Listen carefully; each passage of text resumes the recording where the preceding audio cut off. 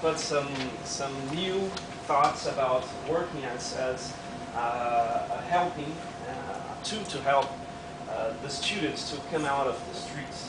So first we're going to show just a quick topic about our school and how the project started. So we started in 2005 with a partnership, with a conjunction with LEGO Education Brazil. At that time we had 70 students. All the 70 students have access to the LEGO material and to the robotics class. In 2006 we developed our own educational material focused on the local needs. So we've started to watch the needs of the students, not contemplating by the material that we were acquiring by LEGO Education in Brazil, in our particular school, in our center. So we started to build our own material to contemplate this need. Attention to the individual quests and needs of each individual student, and more integration with the students and teachers of other classes. So we started to bring mathematics, history, geography, and science, physics, and other students that have an idea, so we can develop a better understanding of the robotics. It was a conjunction, it was a group developed in the school. At this time we have 150 students, all of them have the robotics on the curriculum. So we have a class with 30, 40 people working in robotics at the same time in a 1 hour to 2 hours class each week. The class goes in one day and they have 2 hours straight of this class. In 2008 we started to compete with the Brazilian Olympic Robotics, which is a competition that the first time we went on for sumo bot, and the robots had to put the other robots out of the arena. And now we are changing the scope of the Brazilian Olympic robots for the line follower. And then we started to work in projects. The first project that we made was the DARPA challenge. So we have that DARPA Urban Challenge. That was a DARPA that happened here in the US. A lot of universities have built robots that can understand the street, so the car doesn't hit another car. And we started to do that in our class. So with the LEGO Robotics, the NXT. And we built a track, we built an ambience so the car can walk in that ambience with the line follower and street lights and people like minifig Legos. And they can't hit another cars. They have to understand that. And the car behind must understand that there is a car in front, and the velocity, and the stop signs, and all that. Another project that we worked was the medieval wars. The medieval wars worked with history and geography to understand the need to bring those contexts to our class. So it's not about robotics exclusively. It's about we bring another context to the students so they can learn other things other than just robotics. So these medieval wars bring some subjects like castles, and we did not build castles like tower castles with Rapunzel or something like that, but just structures that can hold the ball, that is a ball made of glass. They must have built the weapons first, and then we show how can we build the weapons, what are the steps so we can build the weapons, why do they have those wars, what have the meaning of those wars, why they started to fight from each other. And then we split the class like two, and we have two teams, and these two teams have each one a castle and 3 weapons, and they start to shoot each other, like not each other, but the Legos, and we have a safety rule for that, and nobody gets injured by it. And this girl has a weapon, so if you have a castle, you have a weapon. This is like a medieval modern war. So I allowed them to have robots, motors, acting as actuators for the weapon. So you have some cars that can go to the castle and try to destroy the castle, but the castle must have some defense weapon to eliminate the weapon, the first weapon. So they started to work with this kit. Now at this time, almost 400 students, all of them with robotics. And in 2010, we started to observe the needs of other students, I mean, physical needs.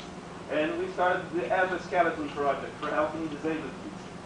This comes from a student that doesn't have one part of the hand, and we wanted to help him to grab things, grab cups, grab bottles. And one kid just came with the idea to build this exoskeleton as he saw Iron Man and see, well, I can build an exoskeleton, not like a weapon, but a thing to help others. And we did. I mean, this kid did. And we built two kits of LEGO NXT, and we have 2 arms. And he just built a torso, what is it called? Yeah. The torso. Yeah. And he built this to conduct the arms. And he have one hand with 2 touch sensors. He can push for each arm. So he have 2 here for contraction, and one for the clock, to open and close the clock over here. I don't have a videotape of this, sorry, but I have video of the other projects. And this was outstanding. I mean, this kit puts the weapon, the armature, and he doesn't want to take it off. He said with this, this is a science fair project, and we are demonstrating this in a science fair. And he goes like from 9 a.m. to 6 p.m. and when he takes out, he cries. And it's heavy. It's like 2 kilos, 3 kilos, 4 kilos, almost that. It's a rewarding experience. At this time, 1,000 students, all of them have the teacher of robots. And now we are focusing more on the National Center in Brazil. Environmental focus to help to the projects, and then we have some kids doing a recycling machine or trash truck that can understand the environment and get the trash can before, so you don't need the driver. And at this time we have 3,000 students from ages from 5 to 17 years old working with robotics. I'd like to show you some videos of this kit, but mostly why LEGO? We have another kits in Brazil. Some people have building kits like circuit boards and Arduino. We have Arduino also. And we have this difficulty to choose a tool for that. And why LEGO? Because LEGO, for our point of view, it's easy for a mass teaching. So we have 3,000 students. We need them to build fast these kits. I don't have time to soldering and circuit boards. And actually, right now we are growing another part, so we can be part-time working with the circuit boards. But right now, in the curriculum, we have this LEGO. We can have varied curriculum content mixed with robotics programs such as math, physics, history, geography, and programming. This is medieval wars. And the students learn the topics without the psychological pressure of the regular educational methods. So some students are going to show here, I will show them to you, and they are saying, well, this class is outstanding because I go out from my daily routine and I do not need to stop and think, wow, this is a formula, this is a math problem. No, I can see it. It's a math problem, but it's a physical one. I can understand that. It's a logical puzzle which stimulates the brain, and it's fun.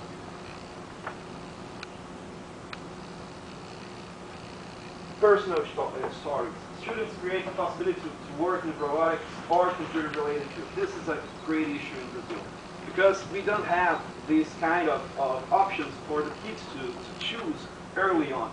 So if you show this, if you show the robotics kit for him, like in 7 years old, 8 years old, he started to understand that he can choose that as a profession. So in Brazil, you can be what? The common sense for Brazilian people is to be a soccer player. Yeah, and it's also that. So the people, the kids, I want to be Pelé, I want to be Ronaldinho, I want to be a Zico, I want to be a soccer player. And when you show this to them, they say, wow, this is fun. Football is fun, soccer is fun. But I can be another thing, I can choose for another thing.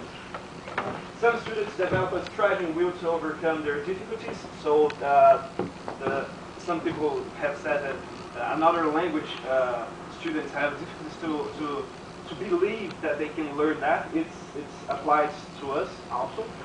Some students go off to the streets because of the robotics class.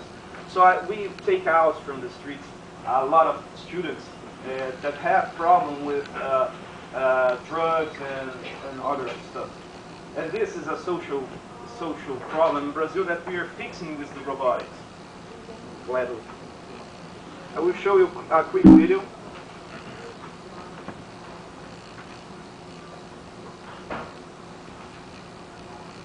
This is our school.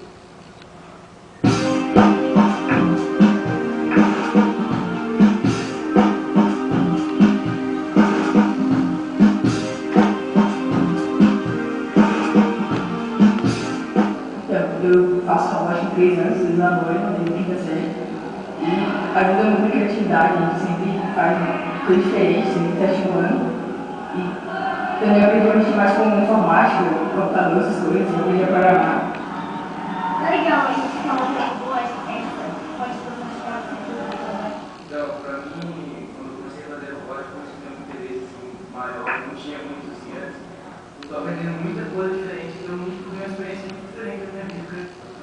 É bom ter aula de robótica? Muito. Quando eu tenho aula de robótica, eu fico feliz. Sabe um pouco da rotina assim. As meninas, por que elas não participam da robótica? Porque elas acham que incapazes de falar sozinhas, que têm mais ideias que elas e é isso. E você acha que elas estão certas?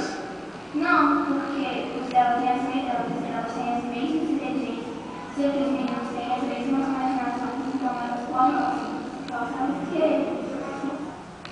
Tá, fora de robótica, para aula diferente, eu gosto dos meus tempos de criança, e aos desenhos animados, e eu gosto de montar robô. Do I have any minutes? 2 more minutes. Okay, so I will show you another video. This is a personal project. We also have a free robotics class. So the kids has a medieval wars, tower construction, cars, DARPA, but we also have one class each month, free of our thinking.